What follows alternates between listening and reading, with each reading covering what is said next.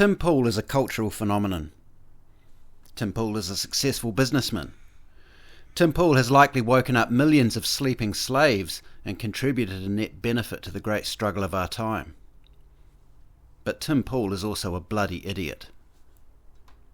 I say this both with anger and sadness, for were it not for influences like Tim Pool, Styx Hexenhammer, and Sargon of Akkad, and many others, I'd never have experienced the political and cultural awakening that I've undergone since 2016. However, put not your trust in princes. This maxim goes not only for the great luminaries of our time, the likes of Donald Trump and Bobby Kennedy, but also for our internet celebrities, and I apply the same formula to all. Generally speaking, the fewer followers, the less distrust I have, for it remains true, regardless of the cultural revolution we're experiencing by way of open and honest online dialogue, that the bigger you get, the less credible you get. Perhaps there are some isolated exceptions, but from where I'm sitting this appears to be a hard and fast law of physical and spiritual reality, and the exception I'm thinking of in this case is Jesus, and not Jesus the church, but Jesus the man. I enjoy watching Tim Pool's daily content, and find him overall a balanced voice amid a cacophony of reactionary personalities, and I've always forced myself to keep tabs on him, even when he pissed me off, because the entire premise of his show is that he was a leftist, who then drifted to the so-called right, and became red-pilled as he witnessed the outrageous assault on our standard of living, and began to understand the true nature of the world. The good thing about Tim is that he retains enough of his leftist, libertarian character to host a balanced conversation on the whole. That is to say, he pulls a wide spectrum of guests, from rappers Kanye West and R.A. Ruggedman, the latter of whom he almost had a physical confrontation with live on air, and the former storming out only minutes into the podcast, to Donald Trump Jr., to Alex Jones, and notorious far leftists like Destiny and Vorsh. Tim has built a commendable cultural institution and a successful business, and I value what he has done and the immense impact he's had on the cultural landscape of the past 10 years. But Tim is also an egotist who thinks he knows everything. There are countless instances of this, but the greatest criticism that I can level at him is the way he steamrolls his guests and browbeats them with his snarky Ben Shapiro-like prattle and his insufferable ego. And I've spoken before about his refusal to call out the harms of the COVID. To my great relief, I recently caught a free-to-the-public episode of his members-only show, linked in the description, in which he delves into topics not generally safe for YouTube. And I heard him tackle the vaccine issue pretty much head-on, and props to him for this. I refuse to help fund Tim's growing media empire, and thus have no evidence as to how long he's taken this position on his members-only segments. Perhaps it's a new thing, or perhaps he's been awake to it all along. Although I would say that to adopt two different positions on this, the paramount issue of our time, one for the great bulk of his audience, and another niche position for his paying members, represents the very worst hypocrisy present in the alternative media ecosystem. But at least he's singing the right tune on the subject, albeit in a limited capacity. However, one specific issue that exasperates me with Tim is the origin of wokeness. And it is not simply that I disagree with his prevailing thesis, but that he appears to hold two contradictory positions on the matter depending on how he's feeling and to whom he's speaking on any given day. I've asserted previously, both in my videos I support the current thing, and the mistake everyone makes about wokeness, linked in the description, that the dramatic upsurge in woke activism circa 2012 was a reaction to the Occupy Wall Street movement, whereby the big banks took fright at the populist coalition forming against them and sought to obfuscate the conversation through the various media mouthpieces which they collectively own.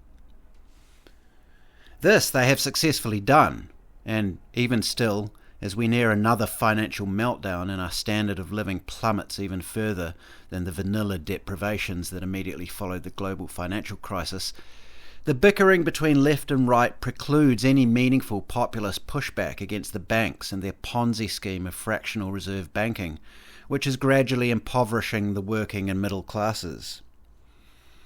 And yet Tim Poole, who has often espoused this very thesis, and is a veteran of Occupy, one is inclined to listen when he lends credence to it, and thus espousing is admitting he believes wokeness was manufactured by humans, not algorithms, will turn around days later and berate any given guest with an entirely contradictory position, that wokeness was spawned purely by Facebook and Twitter and the algorithmic promotion of shock and rage content.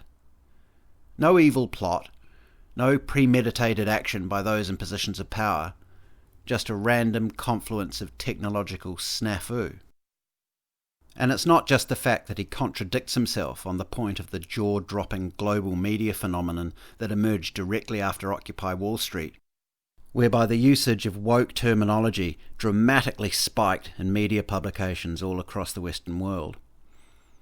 But moreover, in doing so, he rudely shouts down guests who posit the more nefarious thesis that wokeness is in fact the contemporary manifestation of the neo-Marxist program to subvert the long-held freedoms of the Western world, and which has been gradually seeded into our institutions over centuries, first appearing in the writings of Marx, and then in the 20th century tracts of the Frankfurt School philosophers, and from thence into universities, governments, and eventually the corporations of the West, and which we were warned about by KGB defector Yuri Bezmenov in 1984.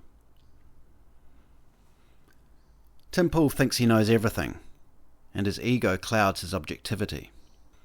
And moreover, for a man who proudly states repeatedly that he never went to university, and more power to him, how the hell does he have any basis for comparison? I've often heard Tim berate guests of academic backgrounds who've sat there on his show patiently trying to explain to him that the woke infiltration began in our great academies of learning long before social media was even dreamt of. And I've watched with exasperation and growing fury as he interrupts and poo-poos them, and shrilly asserts that wokeness was simply the result of social media AI gone rogue. And yet the man has spent not a day of his life in a university. I clearly recall these themes coming through strongly in my university courses in 2002 and 2003, long before Facebook was available to the general public, and a decade before the violent spike in woke activism that the planet experienced from 2012 onwards. And so persuasive were my lecturers that I myself was briefly caught up in some malformed permutation of progressivism. I remember how staunchly left-wing all my arts professors were, how they taught about systemic racism, postmodernism, and queer theory, as I related recently in my video, Is That What a Man Looks Like?, linked in the description.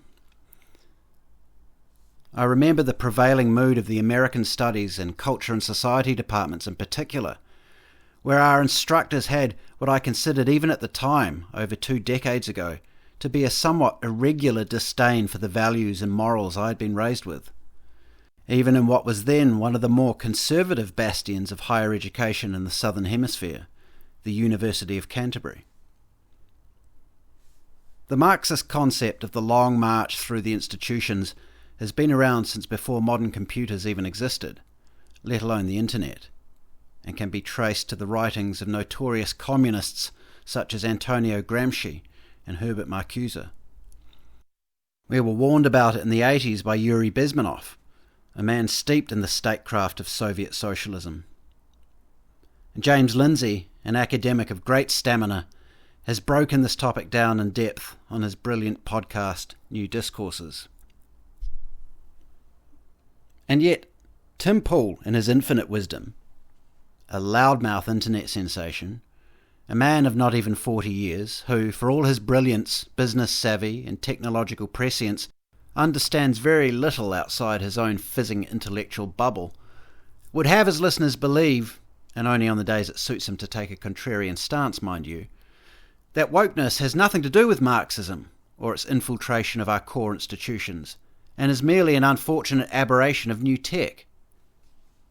At times he's like a child who wanders into the middle of a long conversation and spouts off with only the last 3 minutes worth of context.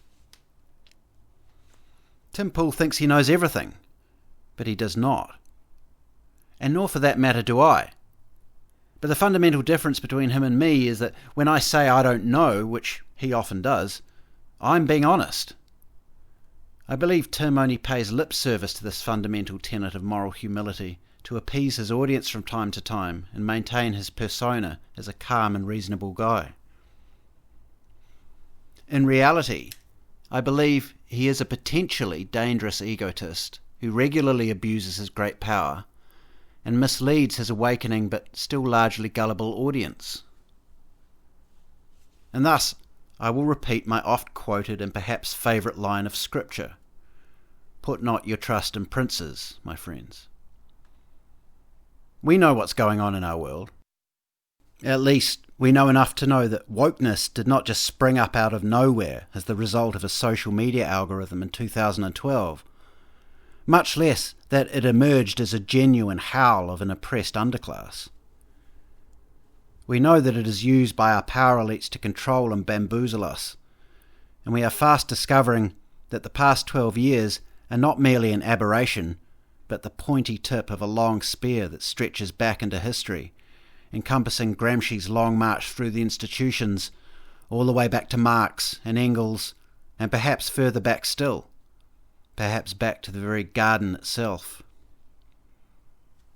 I will continue to view Tim's content, and that of all the alternative media personalities, whom I take with a grain of salt. But I say to you again, put not your trust in princes. We have ourselves, we have each other, we have our own awakening cognizance, and that, my friends, in the end, is all we need. Thanks for listening. Please subscribe to the channel so you don't miss any future videos. Please also subscribe to my Substack at jjdawson.substack.com. And if you'd like to keep in touch, please do follow me on X at RealJJDawson. You can also follow me on Getter, Gab and Minds. And of course, if you enjoyed this, please do give it a like and share it about, because it really helps me out.